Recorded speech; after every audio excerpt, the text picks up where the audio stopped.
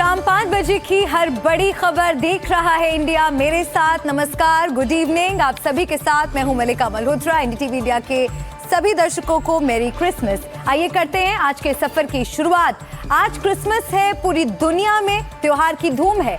PM Modi ने भी सबको बधाई दी है। वो सुबह चर्च भी गए, लेकिन देश के कुछ हिस्सों से बेहद शर्मनाक तस्वीरें भी आई हैं। कुछ लोग क्रिसमस सेलिब्रेशन में बाधा डालने पहुंच गए, तोड़फोड़ की, आपत्तिजनक नारे लगाए। यूपी के बरेली में ऐसा हुआ, छत्तीसगढ़ के रायपुर में भी कुछ ऐसा ही हुआ।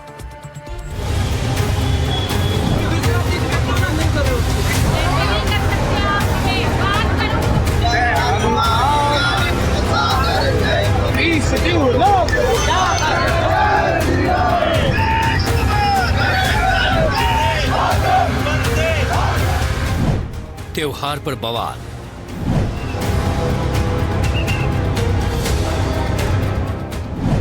कहीं तोड़फोड़,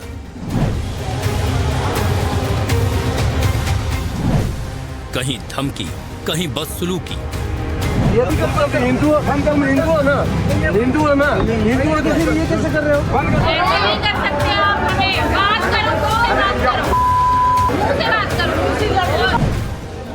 शर्मसार करने वाली ये तस्वीरें छत्तीसगढ़ की राजधानी रायपुर की हैं। यहाँ क्रिसमस के मौके पर एक मॉल में जमकर तोड़फोड़ हुई।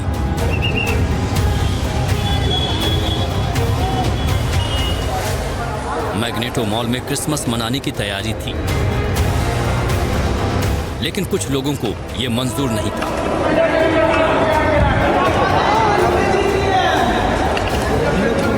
क्रिसमस तैयारी को लेकर की गई सजावट के विरोध में लोगों ने नाराजगी जताई और प्रदर्शन किया। जगह जगह बिखरा ये सामान बता रहा है कि कैसा बवाल काटा गया। बताया जा रहा है कि कुछ दलों ने छत्तीसगढ़ के कांकेर जिले में हुई हिंसा और अवैध धर्मांतरण को लेकर पूरे प्रदेश में बंद का आह्वान किया था, लेकिन मॉल खुला था। लोग अंदर घुस गए और जमकर उत्पात किया। सूचना मिलने पर पुलिस मौके पर पहुंची। फिलहाल हालात नियंत्रण में बताए जा रहे हैं। दूसरा चीज में तो ना नहीं कर रहे हो, जिसको छोड़ के और कुछ कर सकते हो नहीं। भगवान जगन्नाथ की धरती पुरी का ये वीडियो वायरल है। सड़क किनारे सामान बेचने वाले इन गरीबों को ये गुंडे धमका रही हैं। हमको उससे कोई मतलब नहीं। जो चीजें जगन्नाथ देश में नहीं चलेगा। आप बाहर से आके कोई परमिशन नहीं, इधर बैठ के ये क्रिश्चियन चीज बेचोगे नहीं। इनका कसूर इतना है कि ये क्रिसमस से जुड़ा कुछ सामान बेचकर थोड़े पैसे कमाना चाहती थी, ताकि घर में रोटी का इंतजाम हो सके। लेकिन ये गुंडे भगवान के नाम पर इन्हें धमकाने पहुंच गए। गरीब आदमी जगन्नाथ का बेच, इधर का नहीं चलेगा। परमिशन नहीं तो परमिशन लेकर ये भी करते हैं हिंदू, हम हिंदू है ना, हिंदू है ना, हिंदू है तो फिर ये कैसे कर रहे हो? ये गुंडे वीडियो में लगातार हिंदू राष्ट्र की बात कहते दिख रहे हैं और धमका रहे हैं कि यहाँ क्रिश्चियन आइटम नहीं बेच सकते। बेचना है तो जगन्नाथ का सामान बेचो। गरीब आदमी जगन्नाथ का बेच, इधर का नहीं चलेगा। परमिशन नहीं तो परमिशन लेकर ये भी करते हैं हिंदू, हम हिंदू है ना, हिंदू है ना, हिंदू है तो फिर ये कैसे कर रहे हो? ये वीडियो वायरल हो चुका है। ये लोग कौन हैं अभी पता नहीं चल पाया है, लेकिन धर्म के नाम पर इनकी गुंडागर्दी पूरे देश ने देखी। ऐसे नहीं कर सकते आप, हमें बात करो तो बात करो, मुझसे बात करो। हंगामे का ये वीडियो मध्य प्रदेश के जबलपुर का है। हंगामा मचाने वाली ये बीजेपी की एक नेता है। जिस महिला को ये धमका रही हैं, वो देख भी नहीं सकती। बीजेपी नेता अंजू भार्गव कथित तौर पर महिला से काफी अभद्र भाषा में बात कर रही है। उसके दिव्यांग होने का भी मजाक उड़ा रही है। बीजेपी नेता दिव्यांग महिला से मारपीट की भी कोशिश करती है। बताया जा रहा है कि यह घटना 20 दिसंबर को जबलपुर के एक चर्च के बाहर की है। ये आरोप लगाया जा रहा है कि धर्मांतरण की कोशिश हो रही थी, लेकिन सवाल ये है कि कानून को अपने हाथ में लेने की इजाजत किसने दी?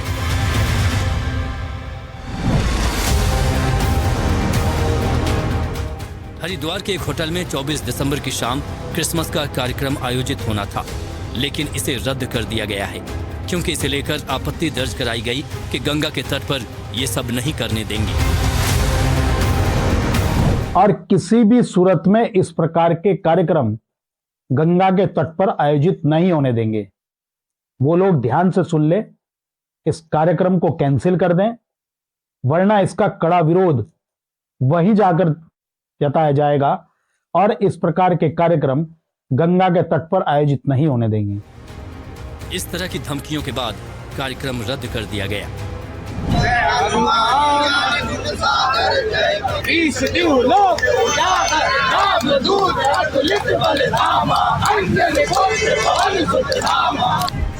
तस्वीरें यूपी के बरेली की हैं। क्रिसमस से एक दिन पहले बजरंग दल ने सेंट अल्फोंसस कैथेड्रल चर्च के बाहर जमकर नारेबाजी की।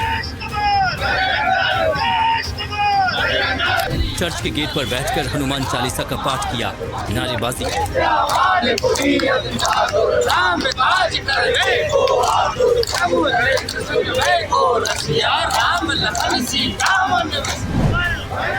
इन लोगों ने आरोप लगाया कि क्रिसमस कार्यक्रम में हिंदू धर्म को बदनाम करने की कोशिश हो रही थी। पुलिस मामले की जांच कर रही है। Bureau report, NDTV India. प्रधानमंत्री मोदी क्रिसमस के मौके पर आज दिल्ली के cathedral church of the redemption पहुंचे। यहां उन्होंने प्रार्थना सभा में भाग लिया। ये कैथेड्रल चर्च न केवल सबसे पुराने चर्चों में से एक है, बल्कि दिल्ली का सबसे बड़ा चर्च भी है। पीएम ने यहां प्रार्थना सभा में भी भाग लिया। इसके साथ ही उन्होंने लोगों को क्रिसमस की बधाई दी। इस दौरान चर्च में पीएम मोदी के साथ साथ कई और लोग भी मौजूद थे। तो दो तस्वीरें आपको हम दिखा रहे हैं प्रधानमंत्री मोदी की। ये तस्वीरें जिस वक्त वो चर्च में मौजूद थे। दिल्ली का ये सबसे बड़ा और पुराना चर्च है और क्रिसमस के मौके पर यहाँ पर प्रधानमंत्री मोदी पहुंचे।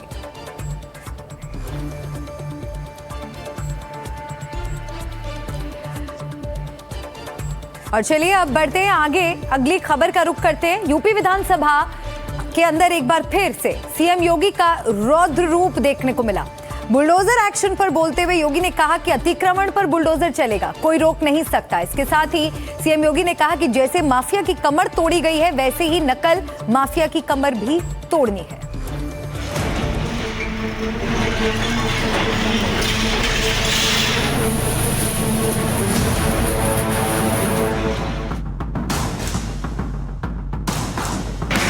सच्चाई है। एक तरफ बुलडोजर एक्शन, दूसरी तरफ शिकंजे में अपराधी। नए साल पर योगी का सौगंध, अपराध पर लगेगा प्रतिबंध। यूपी में अवैध अतिक्रमण के खिलाफ सीएम योगी ने माफिया को सीधी चेतावनी दी। यूपी विधानसभा में बोलते हुए सीएम योगी ने कहा कि बुलडोजर चलेगा और इसे कोई रोक नहीं सकता। उत्तर प्रदेश विधानसभा में चर्चा के दौरान सीएम योगी ने विपक्ष और बुलडोजर कार्रवाई पर ये बात कही। उन्होंने कहा कि सरकारी भूमि गरीब के लिए होनी चाहिए। या किसी सरकारी लैंड पर कोई माफिया कब्जा करके जबरदस्ती उसको मॉल बना करके या कोई वसूली का अड्डा बना करके उसके माध्यम से अनैतिक और अवैध गतिविधियों का संचालन करके कोई छांगुर जैसा व्यक्ति वहां पे अनैतिक गतिविधियों का संचालन करेगा तो उस पर बुलडोजर भी चलेगा, उसको भी कोई रोक नहीं सकता। और इसलिए सुरक्षा का ये वातावरण हर व्यक्ति के लिए आवश्यक है और उस सुरक्षा का वातावरण ने परसेप्शन बदला है यूपी का। इस दौरान यूपी में कर्फ्यू और दंगा न होने की बात भी सीएम योगी ने कही। सीएम योगी ने दावा किया कि प्रदेश में कोई सांप्रदायिक दंगा नहीं हुआ है। तौकीर रजा का नाम लिए बिना उन्होंने कहा कि दंगाई का उपचार कैसे होता है, इसके बारे में बरेली के मौलाना से पूछ लो। रूल ऑफ लॉ आज यूपी के अंदर है, कोई सांप्रदायिक दंगा नहीं है। दंगाई दंगा कैसे होता है और दंगाई का उपचार कैसे होना है, हाँ तो बरेली के मौलाना से पूछ लो। अब यहां न कर्फ्यू है न दंगा है, अब यूपी में सब ये है नया यूपी। विधानसभा में नकल माफियाओं पर एक्शन को लेकर सीएम योगी ने पूर्व डीजीपी प्रशांत कुमार की नियुक्ति का जिक्र किया। सीएम योगी ने कहा कि शिक्षा सेवा चयन आयोग, पुलिस भर्ती बोर्ड में प्रक्रिया को बेहतर बनाया गया है। शिक्षा सेवा चयन आयोग में भी हमने इसीलिए रिटायर्ड डीजीपी को बैठाया है। जैसे माफिया की कमर तोड़ी गई, वैसे ही नकल माफिया की भी कमर तोड़ी जाए। शिक्षा आयोग में भी उत्तर प्रदेश के रिटायर्ड डीजीपी को बिठाया है कि जैसे माफिया की कमर तोड़ी गई है, नकल माफिया की कमर को भी वहां बैठ करके ऐसे तोड़ना है। क्योंकि नकल माफिया आदत तो आप लोगों ने खराब की थी, लेकिन उनकी आदत को सुधारने का काम, क्योंकि जब भी कोई हैंकड़ी दिखाता है तो उसकी हैंकड़ी को ठीक करने का काम भी सरकार का होना चाहिए। और यही हमारे पद की शपथ भी है। एक सज्जन को सुरक्षा, लेकिन दुर्जन को ठिकाना लगाने का काम। परित्राणाय साधूनाम विनाशाय च दुष्कृताम, यही तो है। और इसी के लिए बैठे हैं, भजन करने के लिए थोड़ा बैठे हैं। यूपी विधानसभा के आखिरी दिन सीएम योगी ने विपक्ष पर तीखा तंज कसा। सत्र हंगामे के बीच अनिश्चित काल के लिए स्थगित हुआ, लेकिन सीएम योगी ने यूपी में दंगों पर लगाम, कानून व्यवस्था, नौकरी, बिजली और विकास पर सरकार की उपलब्धियां गिनाई। मुख्यमंत्री ने एक चेतावनी भी दी और कहा कि उत्तर प्रदेश में न दंगा है न हिंसा है, और जो हिंसा करता है उसका हश्र क्या होता है ये जानना हो तो बरेली के मौलाना यानी मौलाना तौकीर रजा से जाकर समझ ले। तो सीधी एक चेतावनी देने की भी कोशिश थी और विपक्ष पर निशाना भी मुख्यमंत्री योगी आदित्यनाथ ने साधा है। हालांकि विपक्ष ये दावा कर रहा है कि मुख्यमंत्री जानबूझकर पोलराइजेशन करने के लिए इस तरह की बयानबाजी सदन में करते हैं, लेकिन जाहिर है कि बांग्लादेश का मुद्दा जिस तरह से चर्चा में है, उस बीच में मुख्यमंत्री की टिप्पणी विपक्ष पर भारी पड़ती दिखाई दे रही है। लखनऊ से कैमरा पर्सन वीरेंद्र सैनी के साथ रणवीर। यूपी के मेरठ से गुंडागर्दी की शर्मनाक तस्वीरें सामने आई हैं, जहां दबंगों ने पुलिस टीम पर हमला कर दिया। पुलिस के सिपाही को अर्धनग्न कर पीटा गया। ये भी कहा जा रहा है कि भीड़ ने सिर्फ पिटाई ही नहीं की, उसकी पिस्टल तक छीन ली, कपड़े, और वहां पर उनके साथ मारपीट की गई, कपड़े तक फाड़ दिए गए। हमारे भैया को जबरदस्ती खाना आया था, देसी पिस्टल लेके गोली मारने की पता नहीं कौन है भाई, ड्यूटी है जिन्हें नहीं है। गाड़ी दिखा नंबर भाई, और गाड़ी नंबर ही हो रहा, गाड़ी नंबर प्लेट नंबर प्लेट की। दबंगों ने की पुलिस वालों की पिटाई, पुलिस वाले के फाड़े कपड़े, छीनी पिस्टल, बीच सड़क सिपाही को दौड़ा दौड़ा कर पीटा। मेरठ में दबंगों का आतंक। पुलिस लोगों की रक्षा के लिए होती है, गुंडों से बचाती है, बदमाशों को पकड़ती है, लेकिन अगर उसी पुलिस की लोग पिटाई कर दें तो उससे क्या संदेश जाएगा? जब पुलिस वाले ही अपनी रक्षा नहीं कर पा रहे हैं तो लोगों की सुरक्षा की चिंता कौन करेगा?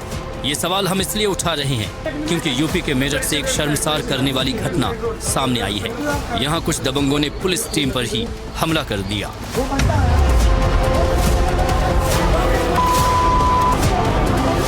ये वीडियो सोशल मीडिया पर तेजी से वायरल हो चुका है। गुंडागर्दी की शर्मनाक तस्वीरें सामने आने के बाद हर कोई हैरान है।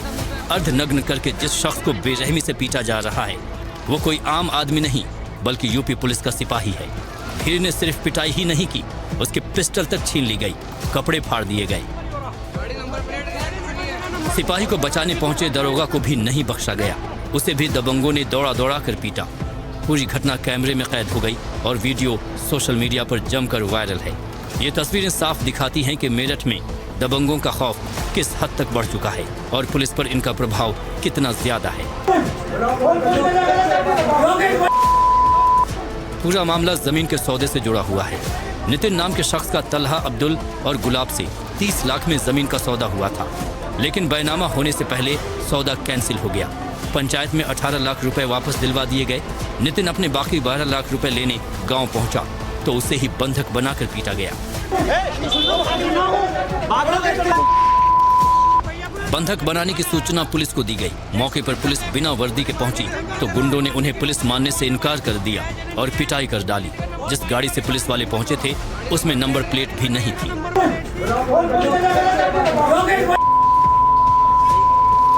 सवाल ये उठ रहा है कि अगर किसी को बंधक बनाने की सूचना थी तो पुलिस यूनिफॉर्म में क्यों नहीं पहुंची? इससे इतना साफ है कि मेरठ में दबंगों की दबंगई और पुलिस की पिटाई ने कानून व्यवस्था पर बड़े सवाल खड़े कर दिए हैं और इन वायरल तस्वीरों ने मेरठ पुलिस की किरकिरी करा दी है। हालांकि पुलिस ने तलहा अब्दुल और कादिर को गिरफ्तार कर लिया है। कल रात्रि में एक मुखबिर द्वारा सूचना दी गई कि उस पर कुछ लोगों ने हमला किया है, उसके साथ मारपीट की है। इस पर पुलिस मौके पर पहुंची और जो पीड़ित था उसकी तरफ से मुकदमा दर्ज करते हुए 3 अभियुक्तों को पुलिस ने गिरफ्तार किया। इस दौरान जो गिरफ्तारी के दौरान जो अभियुक्त थे उन्होंने पुलिस के साथ बदतमीजी की। इस पर भी पुलिस ने उसमें सुसंगत धाराओं की वृद्धि करते हुए तीनों अभियुक्तों के खिलाफ कार्रवाई की। मेरठ में पुलिस की पिटाई ने कई सवाल खड़े कर दिए हैं। सवाल ये भी उठ रहा है कि पुलिस खाकी वर्दी की बजाय सादे कपड़ों और बिना नंबर की गाड़ी में आखिर पहुंची क्यों थी। इस मामले ने मेरठ पुलिस की किरकिरी जरूर करा डाली है कि जब पुलिस ही सुरक्षित नहीं है तो बाकी का क्या होगा। वीडियो जर्नलिस्ट समीर राणा के साथ सनुज शर्मा, एनडीटीवी इंडिया, मेरठ। देख रहा है इंडिया में खबरें और भी हैं, आप बने रहिए हमारे साथ। ब्रेक से जब लौटेंगे तो देखेंगे कि बांग्लादेश के क्या हालात हैं। क्या 17 साल बाद तारिक रहमान की वापसी से देश के हालात बदलेंगे? बने रहिए हमारे साथ, फौरन लौट रहे हैं। देख रहा है इंडिया में एक बार फिर से आपका स्वागत है। आइए आज की खबरों के सफर में बढ़ते हैं आगे और अब बात करते हैं बांग्लादेश की। बांग्लादेश में पिछले कुछ दिनों में घटनाक्रम तेजी से बदल रहा है। हत्या, हिंसा, बवाल और अब 17 साल बाद पूर्व पीएम खालिदा जिया के बेटे तारिक रहमान की बांग्लादेश वापसी। सवाल ये कि क्या बांग्लादेश में सत्ता के लिए नई लड़ाई शुरू होने वाली है? सवाल ये भी कि जिस तरह से रहमान को रेड कार्पेट स्वागत मिला है वो क्या दर्शाता है? सवाल ये कि क्या बांग्लादेश में जो हिंसा हो रही है, हिंदुओं पर जो अत्याचार हो रहे हैं, उन पर लगाम लगेगी?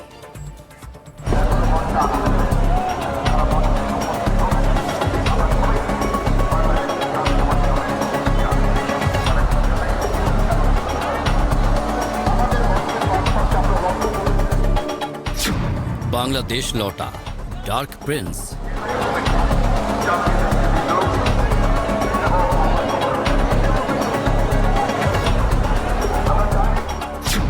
सत्रह साल बाद लंदन से ढाका।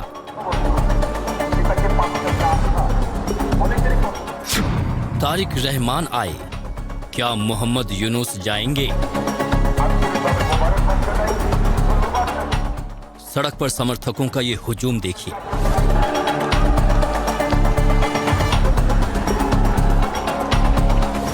इतने लोग के गिनते रह जाएं, लाखों की भीड़ बताई जा रही है।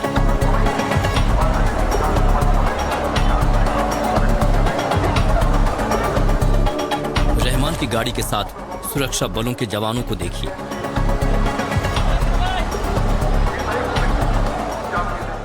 सत्रह साल के निर्वासन के बाद तारिक रहमान की वतन वापसी हो गई है।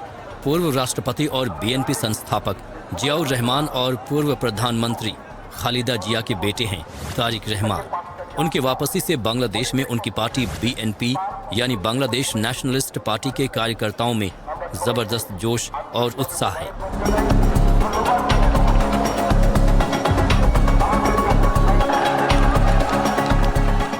सत्रह साल बाद वतन वापसी की खुशी में उन्होंने देश की मिट्टी भी उठाई।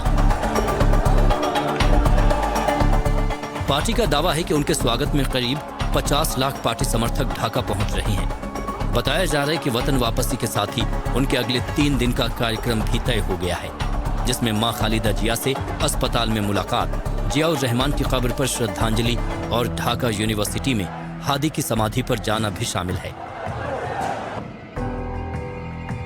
चर्चाओं का बाजार गर्म है। रहमान की वापसी के कई मायने निकाले जा रहे हैं। जानकारों का मानना है कि इससे मोहम्मद यूनुस और जमात इस्लामी दोनों की मुश्किल बढ़ सकती है। उनके वापस आने के बाद जैसे कि आज उनकी जो रिसेप्शन है उसमें 20 लाख लोग जमायत हुआ, सो ये बहुत ही खराब खबर है यूनुस के लिए। सवाल ये कि क्या तारिक रहमान बांग्लादेश में अपनी पार्टी की ओर से पीएम का चेहरा होंगे? शेख हसीना की पार्टी अवामी लीग को फरवरी में होने वाले चुनाव में शामिल होने पर पाबंदी लगा दी गई है। ऐसे में बीएनपी के कार्यकारी अध्यक्ष के तौर पर तारिक रहमान की पीएम पद के लिए अपनी पार्टी से दावेदारी काफी मजबूत हो गई है। ढाका पहुंचने के तुरंत बाद बीएनपी नेता तारिक रहमान ने मुख्य सलाहकार मोहम्मद यूनुस से फोन पर बात की। बताया जा रहा है कि बातचीत के दौरान तारिक ने अपनी वापसी के लिए किए गए इंतजामों, विशेष रूप से सुरक्षा उपायों के लिए अंतरिम सरकार का आभार व्यक्त किया। लेकिन सवाल ये कि क्या आगे भी ये संबंध जारी रहेंगे। तारिक रहमान की बांग्लादेश में वापस आने में कोई ऑब्स्टेकल्स थे। ये तारिक रहमान ने भी कई महीने पहले फेसबुक में और सोशल मीडिया में पोस्ट करके ही स्वीकार की।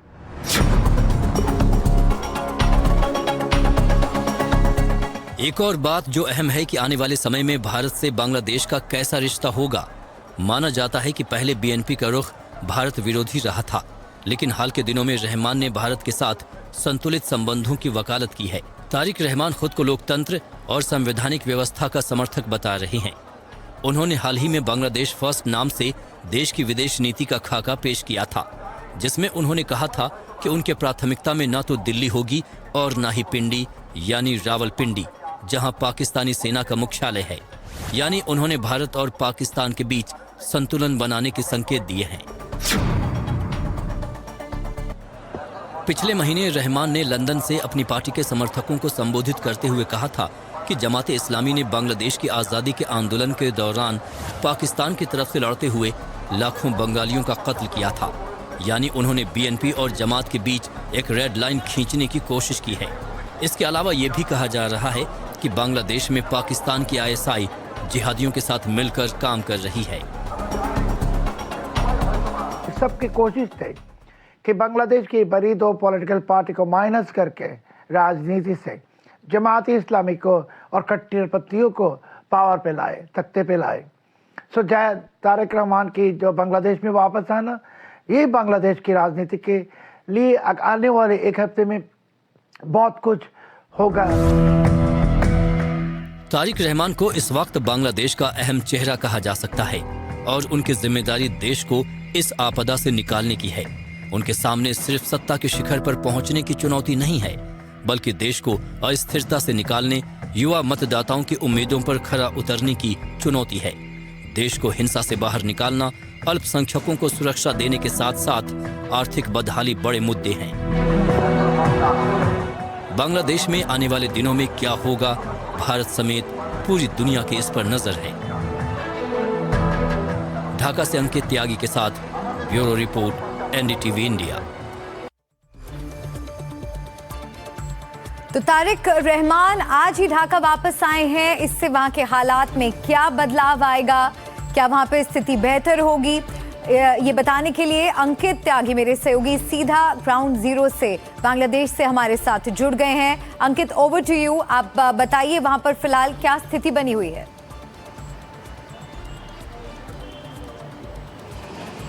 देखिए मलिका, इस वक्त मैं आपके पास ढाका से लाइव आ रहा हूं। हम करीब 2 घंटे पहले ढाका पहुंचे और उसके बाद एयरपोर्ट से बाहर निकलते ही आपको आज जो सबसे बड़ी इवेंट जो दिखाई पड़ेगी, जिसके बारे में लोग बात कर रहे हैं, वो तारिक रहमान की वापसी की है। पूरे एयरपोर्ट के आसपास का जो इलाका था, वहां पर बड़े बड़े पोस्टर्स लगे हुए हैं।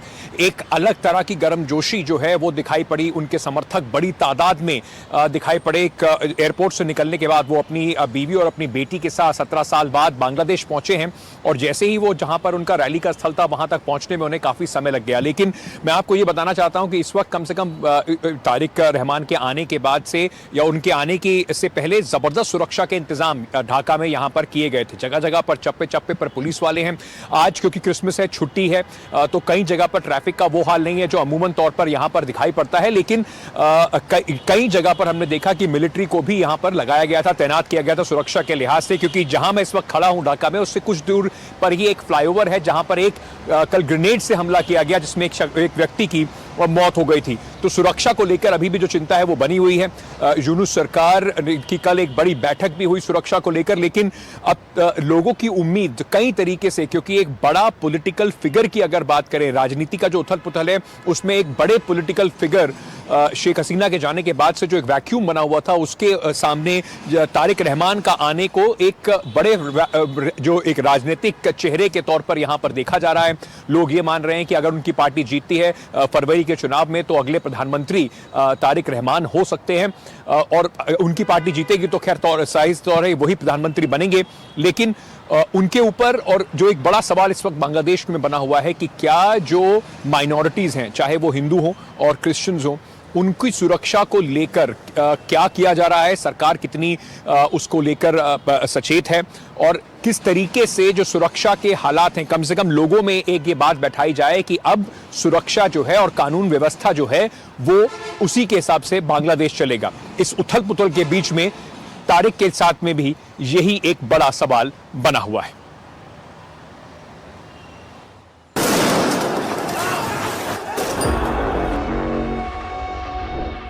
ये वो तस्वीरें हैं जो पिछले कुछ दिनों में बांग्लादेश से आई हैं। हत्या, हिंसा, आगजनी, अल्पसंख्यकों पर अत्याचार और कट्टरता की लहर ये बांग्लादेश में देखा गया है।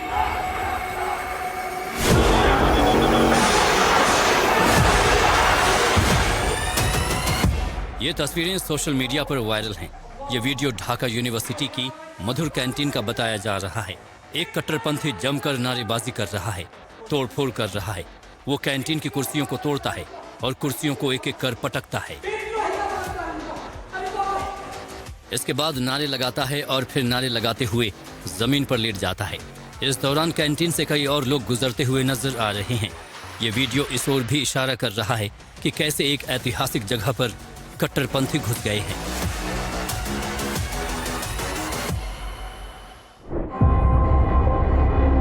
ये बांग्लादेश की मशहूर टीवी एंकर नाज़नीन मुन्नी हैं।